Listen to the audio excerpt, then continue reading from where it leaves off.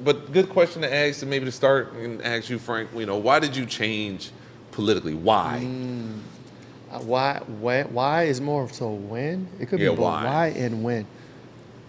So again, for people that I've been a Democrat, I was born into liberalism. I was raised in the Bronx, Puerto Rican family. Everybody, I did not know one Republican, and if I did, I didn't know for the most part, right? It's not something you talk about in New York in the 80s and 90s. Yeah. Democrat my whole life. Yeah. 90% of my life. I know all the ideals. I know the history. I know all the justifications and the reasons. I was born into that. So anyone who online who don't know me, who comes and then tries to tell me something about liberalism, we understand. I understand. I was okay with Don Lemon. Right. I voted for Hillary in 2016. There's nothing you could say to us about liberalism or being a Democrat that we don't understand. We were born into it for 30 plus years. Because no matter how much you think we're sellouts about things, like we are still raised around all of this. And most of our friends and family lean that way, and that's fine. They still love us. We still love them. It's not an issue. But I started changing politically around COVID. I've said this before. It was March of 2020, and Trump was doing a press conference. This is for January and February, the news kept talking about COVID-19 and gearing up this disease, saying is counting cases here and there. We had some first case in Washington here, whatever. It was a little bubble. It was bubbling, but before that, right? We've had SARS, we've had Ebola, we've had all these things. So to me, it was always, same sickness that everybody's talking about. I never cared about any of those things. I never feared it, never. But then March of 2020, I got a notification on my phone. It was Trump doing an emergency address to the nation. You can look it up. It might have been like March 11th or something. And I was bored. We wasn't doing nothing. It was like a random, CNN. I was following CNN. So CNN hit my phone and said, Trump is doing an address to the nation. I put it on. And then that's when he started going on about COVID-19 and all this stuff and da-da-da. And in that time, it was like we've never had that before. We've never had an address to the nation about a sickness, right? And this is right before they started closing concerts and canceling shows and NBA games. Yeah. And they really made it, they were really selling it to a world-ending doomsday event. Like, we got to do something about the sickness. So, and can you imagine, for the world at that time, that's very scary to experience. Like, you got the president doing addresses to the nation. They're closing shit, canceling shows, telling you to stay inside, in your house and all these things. So I started paying attention to Trump at that time. I was not a Trump fan. I was not a Trump supporter. It's so easy to hate him back then. Yeah, and I was like, if this is that serious, if we're going to die, I'm going to watch and see at least what's happening. Yeah. So I started listening and watching Trump do these daily press conferences, and he had the female doctor, I forgot, but Fauci was there, and they just started talking about it, and the news was talking about it. Everybody's staying home. My job told us to stay home. All these things started happening. So for me, when I started changing, and I wouldn't say I changed politically then, this is when I realized that I was being lied to about media, was when Trump would say something, and then the headlines and the CNN and the news the next day would twist it and manipulate it and basically lie. Yeah. And I was there for the press conference, so I received the information the way I guess it was meant to be received. But then watching headlines straight lie about him and lie about what he said, that made me, I was like, that's not how he said it. That's not even what he meant. Yeah. And just catching that in real time. Whereas before, I would never watch a press conference. I would never watch anything. I would only get the clips and only get the CNN headlines and hate him for all the years before that. You know what I'm saying? So that's when I started to questioning where, okay, something's funny here. This isn't true. Yeah. And I started looking at the news as an enemy. Not necessarily loving Trump or liking Trump, but starting to see how I was being manipulated. That's when I started to change politically. My why politically was more like gradual, like what you're saying. Same thing. I'm black. I'm from PG County, Suitland, Maryland, in that DC metropolitan area. I didn't put much thought into it, but we just go with the flow. You know what I mean? Bill Clinton's the black president. First black president. George W. Bush is going to put us back into slavery. Obama's the second coming. Trump is all devil. I mean, seriously, these are things that I really believe. Not just believe. I was willing to go along with it because, I don't know really, but that was the thing back then. I was very confident about things I didn't know. And if you weren't politically on my side, I remember thinking like, specifically with Trump, like, don't you see how he talks? Like you obviously see how he talks. He's an idiot. Like, why are you supporting an idiot? Right. Instead of kind of like, Dame Dash said it just right. Like, this man owns all these hotels. He's a millionaire on his, like, even with his, you can give, I know people I can give $1 million to and they'll be broke in 3-4 years.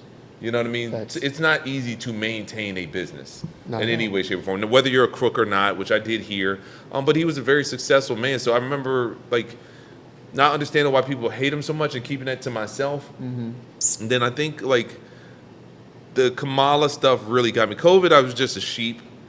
I did have questions about, like, how it happened, but I was doing all right financially. I think I was getting like probably like $3,800 a month and not having to work. Dope. So it was like, and always glass half full. I remember things. So like I said, COVID didn't affect me as much with it until it really started kicking in around Kamala. They kept saying that I kept hearing like, oh, there wasn't a primary.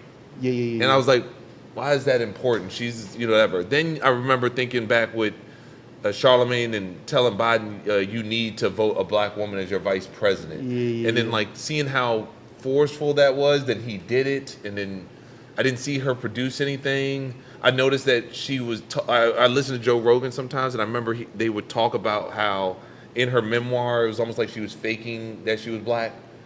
Right. That like her black grandma was, and I didn't believe any of the things that Joe Rogan was saying at the time, but then I started listening to what she was saying.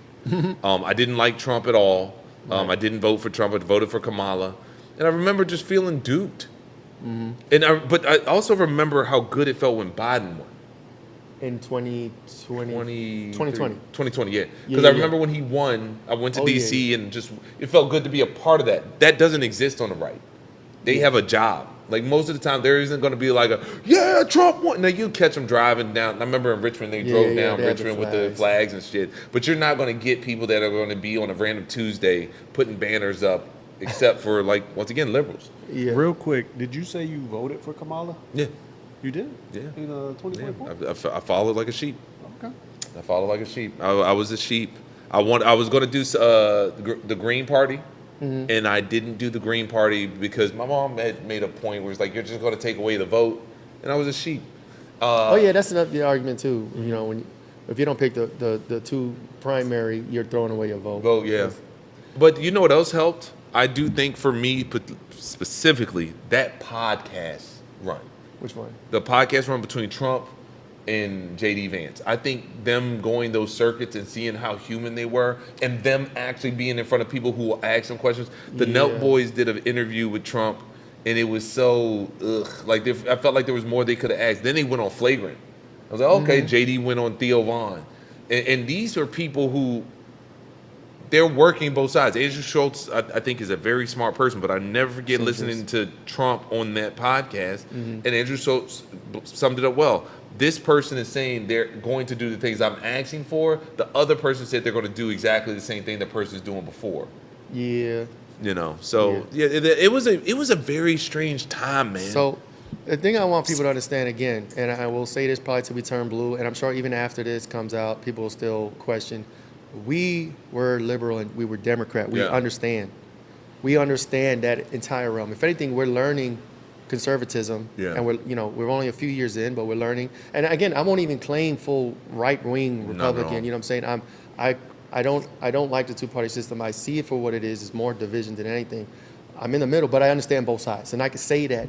You know what I'm saying? So when you come at us with your bullshit, right? Just understand.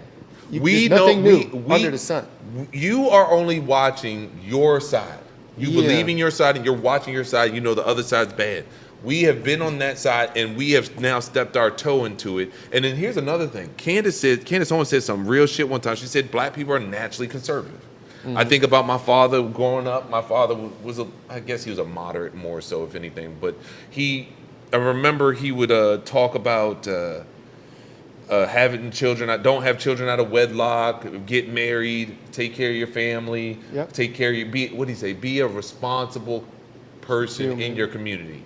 and some of these values are conservative.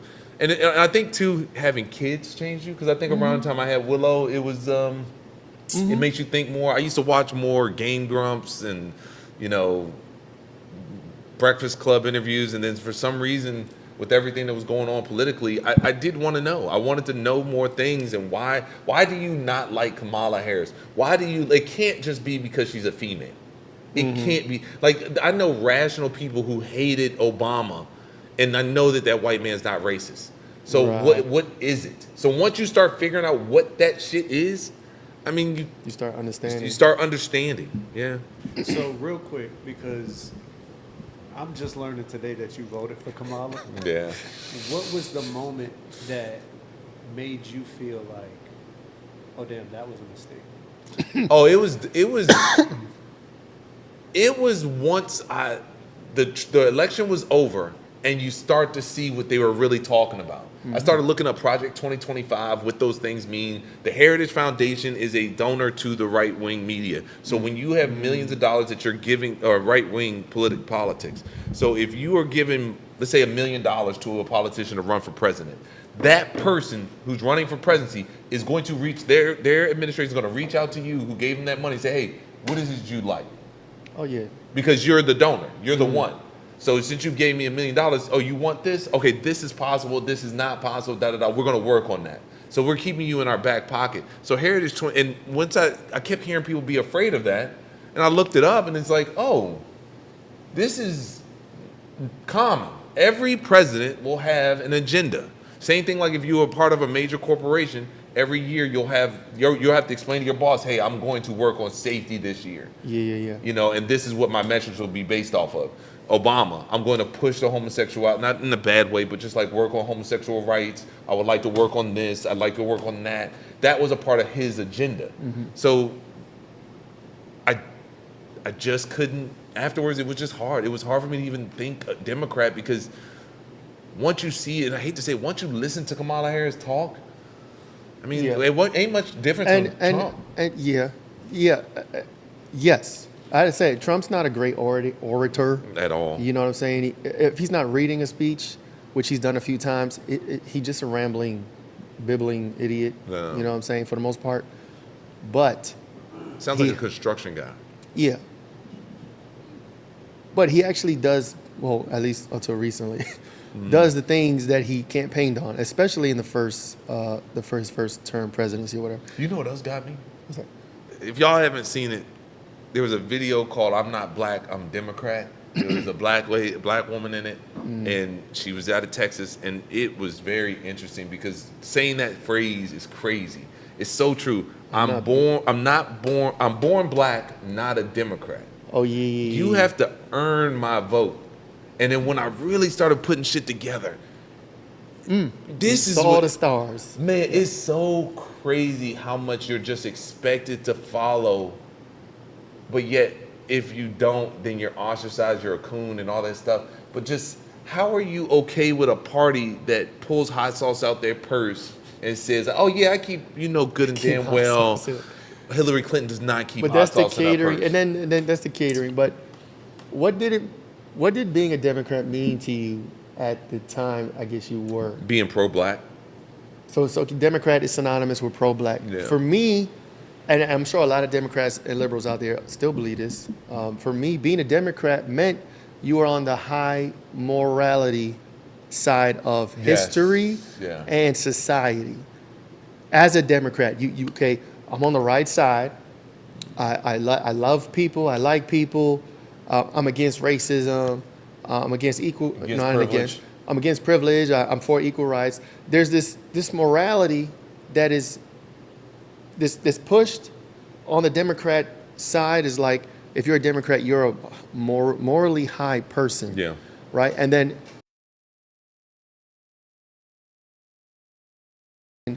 you're for self, you're for white people, white supremacy, you're against black and brown people, you're against all these things, and it is made to be evil over there. and with the way they warp evil, like abortion, for instance. I'm not going to tell anybody how to believe about abortion, but like I'm anti-abortion. But the way they try to structure is like I don't care what you say, and I get the reasoning for it. I get why. Like, don't come at me about the rape and incest. It's less than 1%. It's the same thing. But that's to me that you think God's not going to talk to you about that? Like, if you can believe in church, do you think God's not going to be like, right? Well, it was just a fetus. Don't worry. Though you come on into heaven. I got your back. Yeah. It was just 3 times you decided to get an abortion and go to church right after. Yeah. Fuck out of here. And with with Democrats, being a Democrat, I was when I was a Democrat, I was for abortion, right? Because it was women's rights, women's choice, and I was on the same page of, you know, if you have a child and you can't afford it, why put yourself through that? Kill the baby. You know what I'm saying? That's the thinking. That's the I won't call it brainwashing, but that's basically what it is. When you start questioning your own beliefs, and then you realize it's not really your belief. It was injected into you from a young age, indoctrination, so to speak. You don't want to be alone. With everybody around you. There's also a peer pressure to remain Democrat and liberal, even when you start to wake up and start to question things. Yeah. You know what I'm saying? I feel like there's a lot of people that probably are starting to question and are starting to look at the right side, and starting to agree with things over there. But your friends and family, your wife, your husband, your brother, you know what I'm saying, your best friend is a liberal, and so you don't want to piss them off or have them look at you sideways. He doesn't want to have that conversation. And we're past that now. You know what I'm saying? We've been there. I've been there with my family. I'm sure you have, or still going through it. And it's one of those things where either you could be true to yourself for what you've learned or how you've grown, or cater to the people around you and not grow and just lie to yourself. And you know what I'm saying? And you know what else got me too is like I just ended up, the more I learned, the more I got infuriated with Democratic politicians, because it almost felt like they were preying on my community.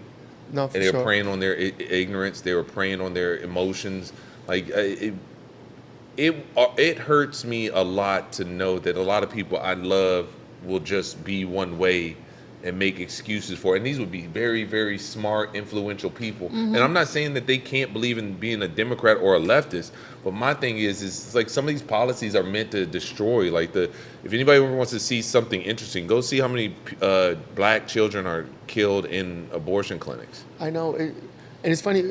I'm sure they've heard it before, and when you say it, there's zero emotion. Like I could go back to when I was a Democrat and hear that argument, and I've heard that plenty of times from people. There's zero reaction to it because pro-choice, because women's rights, because yes, we're killing tens of thousands of black babies, but it's a clump of cells. But here's the thing. It's not a real person. But and this is what gets you too. Why are your politicians trying to promote this towards your people like this? Like you out of all the set of people who are taking advantage of this service, you already think the government, white man, or whatever is trying to kill you, but we're naturally putting them in that position. You know what I mean? Our children, because that's the true fight for America moving forward in the 21st century. I do believe is more about the right and wrong of it, and the more. And once again, I hate to say it, minorities are pushed to the wrong a lot more for their own personal benefit. Like you said, it's never been easy to raise a child. Since the beginning of time, it has never been the right time. It's never been. Ask any of your parents who were financially stable when you had a child and how much their life has drastically changed. So you get an abortion has not changed. My mother and father had 4, 6, 7 kids they was raising at one point, and they made under $50,000, $60,000 a year and made that shit work. You know, and I get that. I get why you lean Democrat, but the older you get, the more you recognize like some of those policies are dangerous. Some of those policies are like the future about politics as well will be the numbers too. And then Americans are already not having children. Black Americans are aborting their children. There are two specific groups of people who moved to this country, and they just 3 really, because them Indians do it too. They make babies. They make babies. Just fucking. And just fucking having kids, you know, and that will sway the country.